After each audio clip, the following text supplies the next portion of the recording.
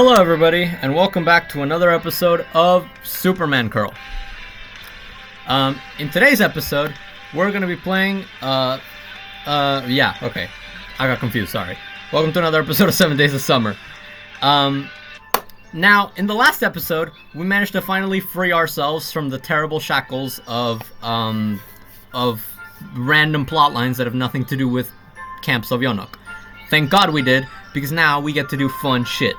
Or at least, things that I find less daunting and time-consuming than running away from stupid monsters that I don't really care about. I came here for pioneer shit, and pioneer shit is what I will get. Anyway, yeah, Slavia and Semyon are flirting. So let's jump right in. The laughter flew off into the whitish heat sky, and I realized that this non-committal flirtation allowed me to relax. And brought back that sense of serenity that I already grown homesick for this morning. I know! There's been zero fucking heartwarming moments for quite a bit now. Is this the kind of thing you can get enough of? But I'm clothed. The girl is talented, but she definitely lacks experience. But she'll make up for it, and then you'll see who gets all the men on the beach. Her in a cutout bathing suit or a scientifically unknown mamselle in a micro bikini. Stop it. Stop it. Get some help. I caught a glimpse of some dark spot on the right-hand side of the road. What is it? I don't know. We're not going there. We're not doing that. No. Is this your first time here? Sorry, I couldn't resist.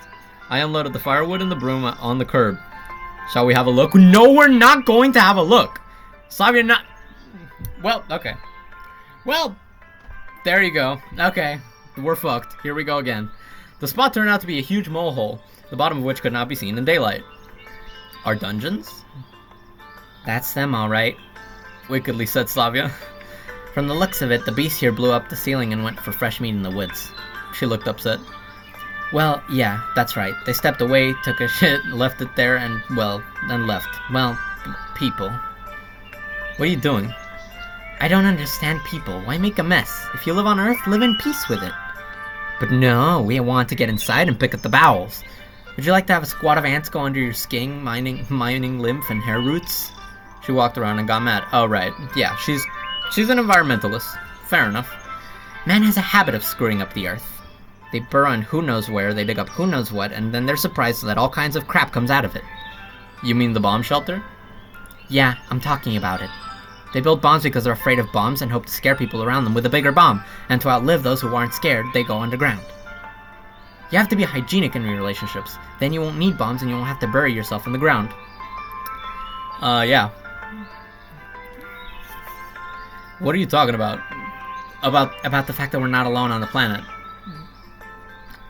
That was quite the non sequitur. I thought she was talking about the Cold War.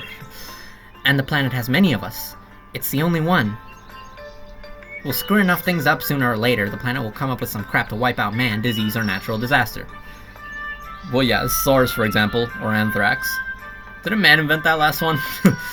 I can't tell you. We've been pissing her off for too long. She thought for a while and told me. Take off your tie. I obediently gave her the red petal. She took hers off and strung a rope with improvised flags between the trees. That's where that comes from, I guess. So no one would fall, she explained. Do you think our rodents made it out into the woods? She shrugged. I've never seen one, but they appear to be underground or night dwellers. The daytime force is hostile to them. They may well come out at night. And then the other pioneers will be running from them. I grinned, picking up my belongings from the ground. Alright, so now we have no tie. Alright, fair enough. It's a strange relationship we have. On the one hand, we're kind of together, as even Viola said. On the other hand, I can't help but think that it's not the girl's romantic interest. Or rather, it wasn't just that. It was as if she knew something about me, something I hadn't realized myself, and was trying to figure out how to use it. No, that's bad wording though, yeah. Don't fall for the early Semyon trap. Let's say there was something else besides sympathy. I had to remind myself how old she was, and how old I am from her point of view. So she's quite legitimately afraid of what might happen if you give me too much leeway. But she wasn't great to grab your hands and poke her forehead into you. The voice inside me remarked wryly. Yes, and your dance on the penalty distance. I liked it. So did I. I have a suspicion that she liked it too. It would have been nice if we'd gotten here a week earlier. It would have. Oh, Ivasha Kupala, you could do this and that. It's a traditional Slavic holiday celebrated on the night from 6th to 7th of July. We're not making that joke. Chill out, you horny monster. Let things take their course. For once, I'm beginning to feel responsible for my words and actions, thank God. And if you're suggesting that everything is reduced to trivial bedfellowship, you're impotent, aren't you? Hey, somebody upstairs. They gave me a defective body. Give me a working one. Alright, calm down. Look, her skirt's up again. Hey, that's my line! What's all the silence about? The girl turned around. Or are you again... She smoothed out the skirt. I'm offended by your assessment that I'm only thinking of one thing. And you don't? Yeah, sometimes I still want to eat and sleep. What a multifaceted man. The path blended into the clearing, from where it was only half a kilometer to the campfire, and Savia walked beside it. What did you think of this morning's hike? Honestly, tried very hard to forget everything that was going on until you reminded me. I'm sorry. She stroked my head. But you look like a smart boy, so I thought maybe you could enlighten a silly girl from the district center. Oh, well, okay. Okay, so, you know, this is categorically a different Slavia from the first game. She's about the same level of environmentalist. She's less of a historian, but she's also not a country bumpkin. She's from the city again. So, there you go. We've got a lot of different angles of the same character. Sorry, Sunshine, but we're not taught such things in school, although with advanced study of math and other perversions. I wanted to say that it might be some kind of security system. By the way, I was pretty sure that such things would be invented later. The viscous abomination at the exit remains unclear to me, though. I can assure there's a heating element or a chemical reaction that melts a solid substance and allows you to apprehend an intruder. So if you were there alone, or I was there alone... Yeah, the descendants would have found white bones in about 300 years. Okay, and the smoke? So it's sleeping gas? Exactly! Gas leak! Gas leak! I jerked my chin. I'm not gonna tell her my strange visions, okay? I can't say. On one thing's for sure, whatever it is, it's best not to contact it. Oh, and for future reference, I'm not going there again. Savia nodded. Neither will you. And rightly so, smiled the girl. What are we even supposed to do there? I saw them first and almost put my arm out, trying to stop my traveling companion. Luckily, I reacted in time, got my hands back, and intercepted my previous cargo. Otherwise, we'd have to pack it all in and not reassemble it. Stop! Savia reacted quickly. She stood up as if she was standing still. And without turning around, just in case, without even moving, she asked, What happened? Look under your feet. Savia cautiously crouched down, and took one short step back. Smart move! One more step and I'd have stepped on one of those things that's been chasing us underground. They're peaceful, but you never know how they'd react if you stepped on them.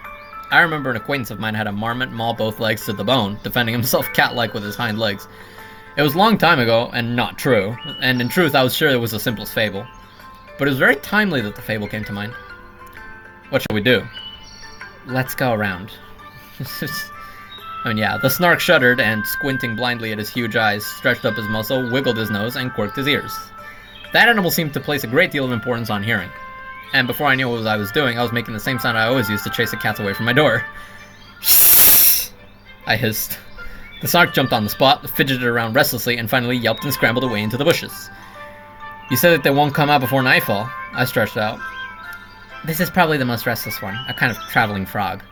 Savia shrugged her shoulders serenely. We should warn the squad leaders, or else the pioneers will be led here. What if someone steps on it? I assure you, when the pioneers are led here, the fauna themselves will run away, because there's an instinct to get out of the way of the herd. I glanced at her. The girl was smiling serenely. Again. Probably didn't relate to the concept of herd to the pioneers. How innocent they all are here. Hey, it's this place from the first game. I don't think we've seen this place yet. Jesus, it's been a while. The trees parted and we emerged into a fire glade. Finally. Another 10 minutes of this and I would have begun to doubt the value of all these preparations. So why are we here after all? In general, of course, to clean up. Savia smiled so sincerely. And honestly? I'm honest. Not enough. I cut her off. And where did you come from so sensible? I carefully feigned polite attention. As long as I'm still trusted, I'll abuse my power to get us out somewhere where we can do something together. You don't mind? I don't mind doing something together. Will bonfire be right after supper? Yes, and before bedtime. How about some baked potatoes? I was quite indifferent to this delicacy, which is what I told the girl. Too bad, it would have been so... But to the point. There will be one fire, the main one, so we don't touch the other fireplaces. We work only with the main one. Make sure all the linings are in place, and if wild beasts turned over or undermined stone somewhere, you return it to the fire pit. Are we clear?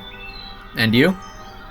And I'll help you morally. Motherfucker, Slavia replied. And she giggled, having had enough of the distraught look on my face. I'll get to work cleaning up the main clearing. Finally, she took pity on me.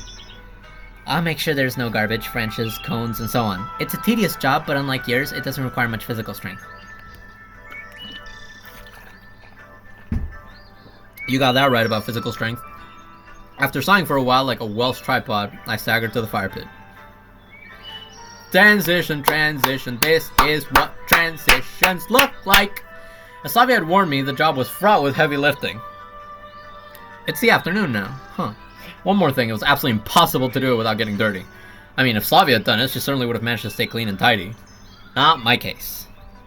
The fire pit was a small depression in the ground lined with stones to prevent fires. These stones proved to be the first problem, leaving greasy black marks on my hands that I had no way to wipe off. And yes, there really were fewer of them. Slavia kept calling out to me as if she'd found another rock. And here I am, as handsome as a chimney sweep, dragging another ceramic bar, muttering the unprintable. The number 2 hitch was the ash and the ash deposits. Kudos to Random for having a little rainfall so I could bury them in something or other I forgot to read. So I could bury them here or take them to the woods on the bayonet of a shovel. Of course, if we had brought a shovel with us. But as they say, man is a god only in the subjunctive mood. So, or more simply, everyone's hindsight is strong. I had to confiscate one of Slavia's bags and try to wield it directly, sneezing and coughing at the minute from the fine particulate matter flying in the air. So by the end of the cleanup, I looked like the devil out of Saloha's pipe. Slavia waved her hands at me. That was a weird transition. Don't even think about coming near me looking like that. She bounced back from her seat when I tried to get closer. Semyon, you're as dirty as I don't know who. Digging in her pocket, she pulled out a mirror and, holding it in her outstretched hand, showed me all the unearthly beauty of my new appearance. We'll be right back at camp. I'm gonna take a shower. No, I'm not taking you to camp like that. What, are you gonna let me live in the woods? A wide smile was her answer. Apparently. Okay. Slavia took pity on me. There's actually direct access to a river. I'm not bathing in the river. I'm not a fucking woodland sprite like her. But fine. I guess all of that modernization Stalin didn't serve for shit, because we're still gonna bathe in the fucking river instead of showers. The ones that are there. I have soap. How did you know?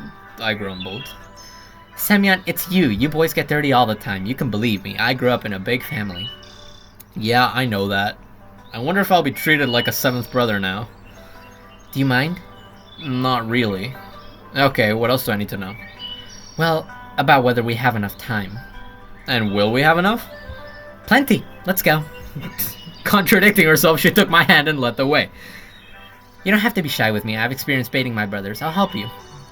I wouldn't dream of being shy. Just stay out of my way. I can see better from the side. More transitions.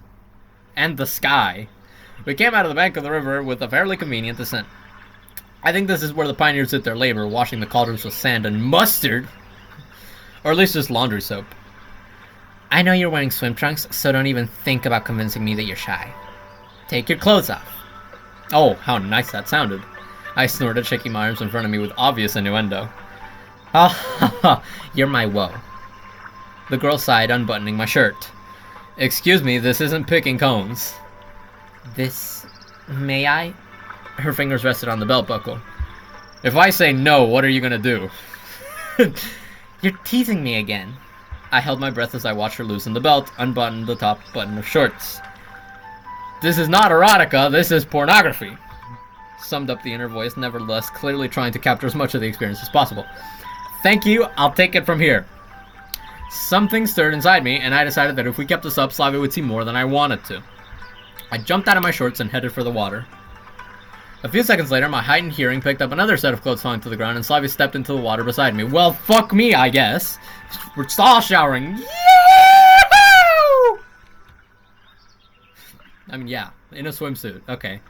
You know, it's also been a while since we've seen swimsuit Slavia. The girl stood up next to me. What? She was surprised. What? The swimsuit? I shook my head negatively. Being near a girl in the water is an experience in itself, and it's exciting enough. And if that girl is also wearing a swimsuit like that... Semyon, keep your hands to yourself. Businesslike advised the girl. Close your eyes, I'll wash your face. She stood close to watch me, and I froze. In anticipation. More transitioning until contact. 5, 4. We silently hooted in unison. And now she's slowly soaping her paws and starting to fondle your everything. Give me the soap. Come on, before he realizes you've got some snooze mummericks clawing around on the ground while you're in the water doing silly things. Didn't the party decide they were harmless?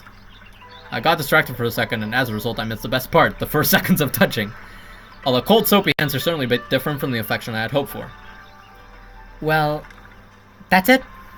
I was about to say something, but then I felt 2 palms on my chest. Flush.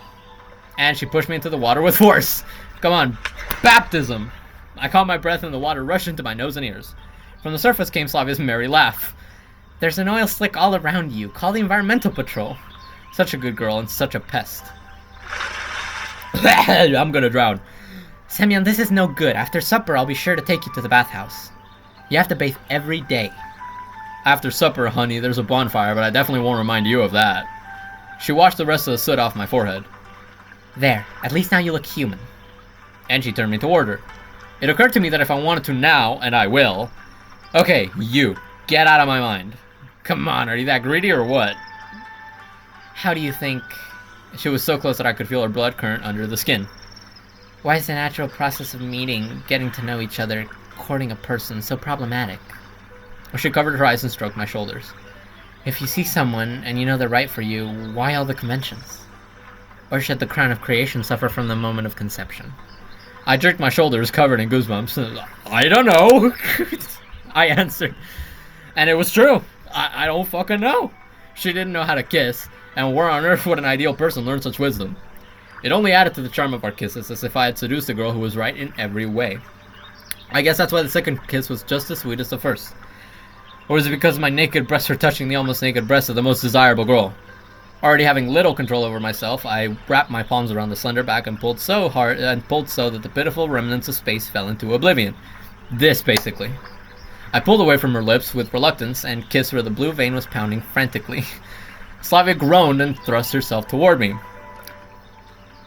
Kids, cover your ears, kids. Even closer. Completely submissive to the hand stroking her back. Okay, thank you for that.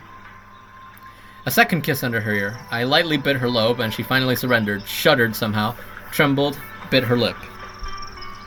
Yeah, this is just... Well, now it's just softcore. Now it's just softcore, is where we've devolved. But, you know, you can't have the cake without... you can't have the jello before first having your dinner. So, there you go. There's your jello. Semyon... Hotly, she exhaled into my ear. That's not fair, you know. I know, of course. You don't like it? I'm afraid. Calmly, she replied. That it's gonna be bad, and then you leave. I froze. The girl freed herself easily from my arms and took a step back. I'm a terrible coward. I'm always afraid of things. And now, too? And now, even more so. Yes, you can kiss me, but you can't touch me. She looked at my disappointed face and couldn't stand it, giggled. Well, I won't wash you anymore since you're so excitable. Here you go. After handing me the soap dish, she turned around and ran to the shore with a splash. Catch up! I heard her laugh. I hummed and followed her. When I got out of the water, she was already standing on the shore with her clothes on. How did we even have this conversation if I'm the one who's easily agitated? I muttered, wiping myself off. I don't know about that. I'm a good and positive girl, an example to everyone, and an activist, and I'm not allowed to think about such things. But if you really want to, you can. Anything is possible. Just be careful. Let's go. Great things await us.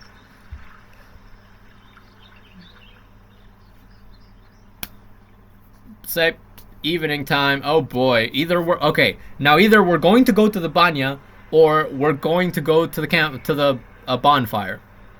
If we go to the bonfire, expect fun interactions. If we go to the banya, expect a lot more softcore. But I feel like that's going to divert us into some other random bullshit, and I really don't want that. So, as much as I know you people will appreciate a bit of smut in this playthrough, I do want to go to the bonfire if I get the choice. Anyway, the canteen was humming like a beehive. All the pioneers were excited about camping, and I was momentarily happy for them. It's great when whatever the adults have prepared resonates with the children so vividly. It is, of course, not the least because there's no other entertainment. This isn't auto rovets with wireless, the high-speed and completely free internet access throughout the camp. I've seen the contemporary pioneers who are all staring at their cell phones and tablets. Those freaking kids. An instrument designed to unite mankind has ended up dividing it even more. Old man yells at cloud. After all, it's those damn 30% of working internet relations. What about those who have only 2 or 3 friends online? Right. To keep them all online. I could make friends with every one of you. Silently, I turned to the audience. I would open my eyes and there would be a separate Sovietnik group on Skype or ICQ, people from which never send a word, as well as from the personal and Ars Moriendi groups. In the former, those I kicked out of my life, and in the latter, have either removed themselves or once ventured to tickle their wrists with a steel feather. Okay, that's a bit much. Buy me some of your attention. A birthday or New Year's present. At least half an hour's deliverance from the horror of loneliness for a sitting and avoid an eyeless, faceless mannequin. Because you can enjoy loneliness, you can cherish it and revel in it too. But you can't survive against it decisively. Even if you're alone in a crowd of happy children. What are you missing, Muzzle? Join the party. The crowd is generous with emotion. I don't know. Maybe it's the fact that you have to open up, and that's not my thing. Buddy, you did it once and you can do it again. The only reason you can't open up with other people is because we're currently in a rout. There's nothing technically stopping you. It's very scary to open your eyes with your nose to the monitor and to find every human being alive, three-dimensional, warm, just a set of pixels and lines of code and yet another passing toy. And with my karma, that's pretty much the only outcome I'm likely to see. I felt myself standing again at the cold, bulletproof glass that cooled my palm.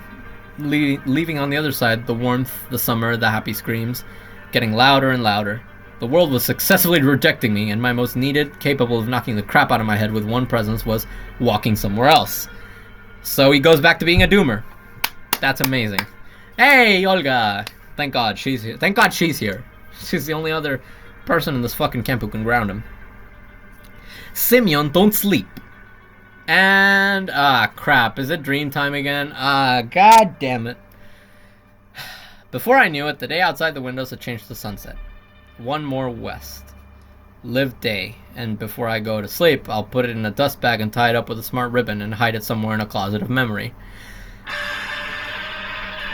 Okay, that's intense. On a shelf that smells of laundry soap and soot in dungeons, with a tag, "You really didn't dream it." Finally, already changed, Slavia popped down opposite of me. Missed me? Very much, I answered honestly. You put something on, too. Concernedly, Slavia tilted her head sideways. You just got out of the infirmary. It's no good if you get there again. What, you're too lazy for carrying my breakfast? Her right eyelid drooped down in a wink. Not at all. It makes me happy.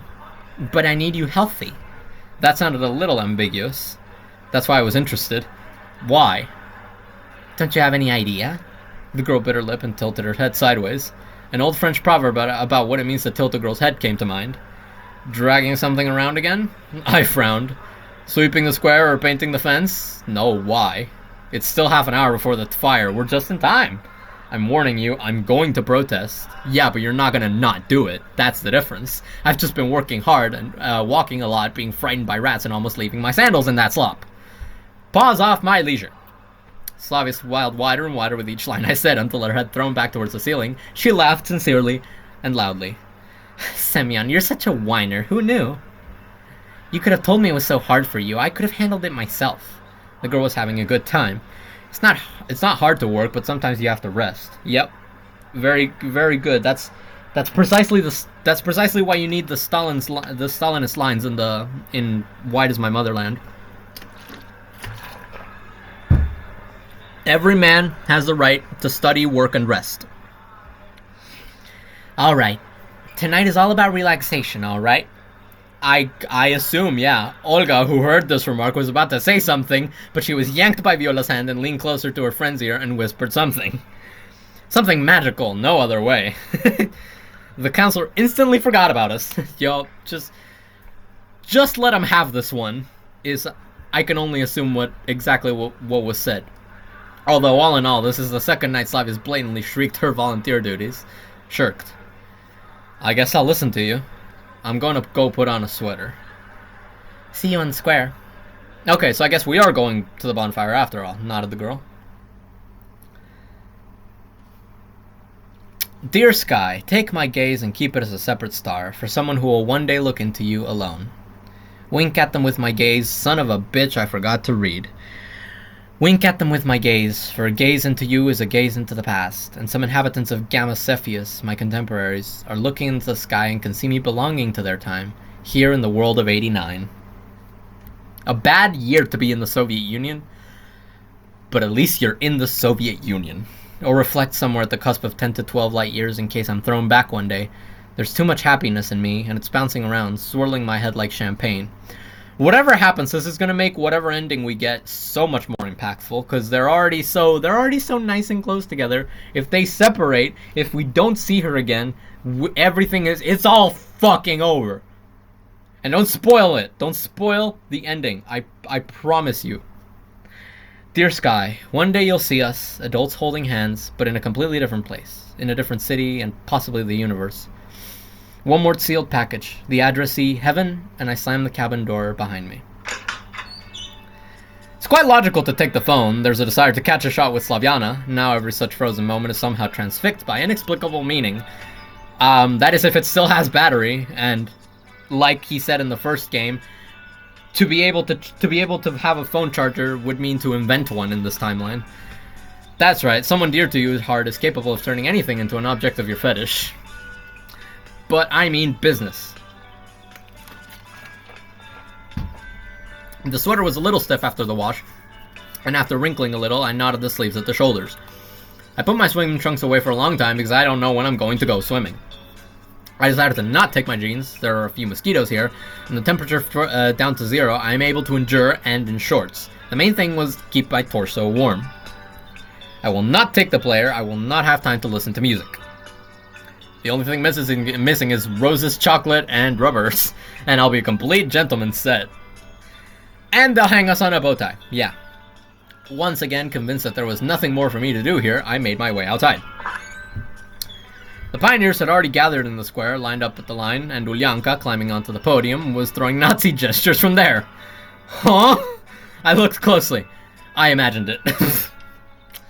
Actually, it was the pioneer salute, just a little modified. If it'd been younger, I would have... Yes? No, nothing. That's right, one would think of you too. What if this vegetable has a soul, too? Oh, screw you. That's as much as you want. You know, besides the 2 attempts to influence the subconscious, there are some other changes in you. Like what?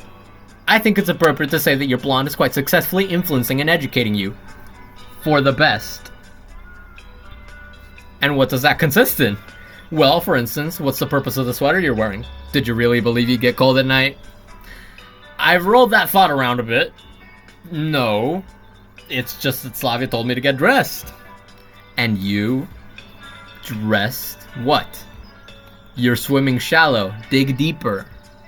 Are you implying that I obeyed her orders? I'm not hinting at anything. You figured it out all by yourself. Or did I take it with me because she might catch a cold?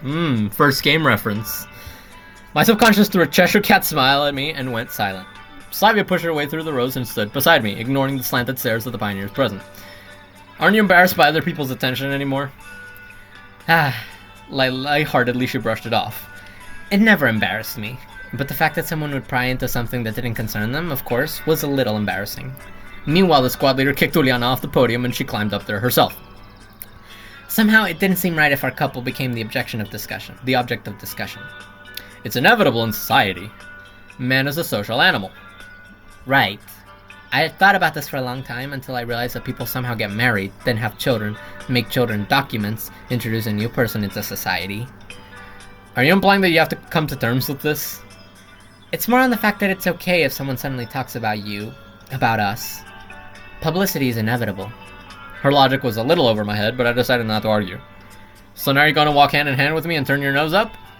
Well, I don't think I'll turn up my nose. But I'll remember that it's okay. Malsheva, get in the studio. Malsheva, person on Russian TV. Her most famous show was about how male testicles work. I don't get that reference, but it's still funny. And any topic of discussion will sooner or later bore a man. I would argue with that. I remember the anonymous message boards I used to sit in when I was a PC athlete. That's where people used to manage to discuss a single game for years. Like we are right now. Not an indicator. Mentally fulfilled people quickly cool down and leave, leaving either spiritually poor people who have nothing to compare to, or the mentally ill, the fanatics who are willing to put their lives through the altar of service to an invented idol. No comment on that. Reeks of religion, doesn't it? For such people, it is a religion. Camp on the first to second count. The counselor's order flew in. First. Second. Flew along the ranks. When you're 14 or 15 years old, drill looks like a fun game. And then in the army, you're already on an automaton following all the commands. Sabi was standing next to me, so she was first, I was second. Second! It came from the other side of the parade ground. Counting's over! First number, step forward. Crap! Oh my god, you're stupid, Semyon. This is the part where if you're smart, you're supposed to pull the switcheroo so that there's a person between you so that you both get the same number. It's basic math, Semyon. Come on. Think, Semyon, think! Whoever came up with all this formation stuff was clearly a genius at organizing. It was now, like a herd of sheep, began to pair off on the principle of want, don't want, we'd be here until morning. And this way, Slavia clutched at me with a I won't give it up look, and Olga Dmitrievna looking at us quietly hummed. To the right! The squads, except the first, to the fire glade, in stride, march! She stepped off the platform and came towards us. I see you've already decided on a couple. Slavia nodded. What about your roommate? Slavia shrugged her shoulders. I see. Zhenya's getting the short end of the stick. Shurik, follow me. Electronic, Zhenya's on you. Uh-oh! I couldn't make out what the buzzer was muttering, but I guess enthusiasm wasn't even close to overnight there. Alisa with Uliana. Now, this is how you figure out that Olga Dmitrievna is not as smart as she sounds, because a smart Olga Dmitrievna would never pair up those two. After waiting for a nod, the counselor continued. And Lena goes with Miku. It's a good thing they aren't 25 of you, like the first shift. Imagining 25 owl pioneers, each with their own opinions on all things in the world, made me shudder and once more refrain from pedagogical activities. After counting us head-to-head once more, the squad leader turned and headed for the gate, clearly typing her stride. All that was missing was a horn player and a drummer to the full effect. Here she is, a person who's lived her whole life under the conditions of Soviet society. Slavia took me by the hand and led me right behind Electronic. You start waving your arm around too.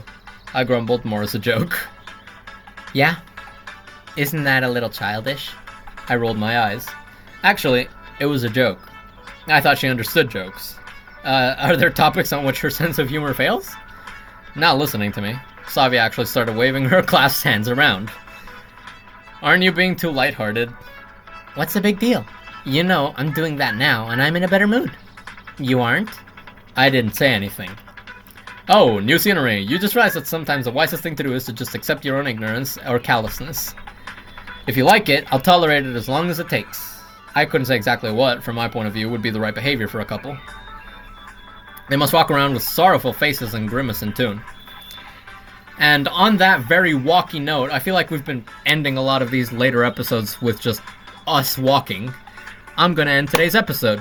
I hope you enjoyed it, and I'll see you all in the next episode of 7 Days of Summer Lost Alpha.